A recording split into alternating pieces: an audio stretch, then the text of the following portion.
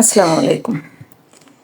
এর আগে বলেছিলাম আমার বাবার বাড়িতে আমি প্রথম কখন রান্না শিখেছিলাম। সেই ভিডিওতে আবার লাস্টে গিয়ে বলেছিলাম শ্বশুরবাড়িতে প্রথম রান্না কীভাবে শিখেছিলাম সেইটা পরের ভিডিওতে বলব। যাই হোক, তো বিয়ের পর আমি প্রথম দিকে আমার শ্বশুরবাড়িতে রান্না করতাম না বললেই চলে। কারণ আমি যেহেতু চাকরিজীবী ছিলাম, আমি সকাল ৮টা থেকে ৮:৩০টার মধ্যেই বাসা থেকে বের হয়ে যেতাম এবং ফিরতে ফিরতে দেখা যেত ৬টা বাজতো, সন্ধ্যা ৬টা। তো রান্নাবান্না আমার করা লাগতো না। আর তাছাড়া আমার শাশুড়ি অনেক এক্সপার্ট ছিলেন ঘর সংসারের কাজে এবং ওনার রান্না এতটাই মজার যে তার কাছে আমি কিছুই না।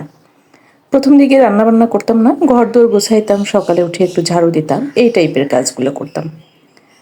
পরে আস্তে আস্তে যখন আমার ছেলে হলো, প্রথম সন্তান যখন হলো, তারপর আস্তে আস্তে একটু একটু করে শাশুড়ির কাছে, আমার যে বড় যা ভাবি ওনার কাছে, ওনার রান্নাও অনেক ভালো, আমার ভাবির রান্নাও অনেক ভালো। এভাবে আস্তে আস্তে শিখি এবং এখন মোটামুটি পারি নিজের যেটুকু করা লাগে বা সংসারের যতটুকু। এই তো মাঝখানেটা কেমন হয়েছে বলবেন কমেন্টসে। ভালো থাকবেন সবাই। আল্লাহ হাফেজ।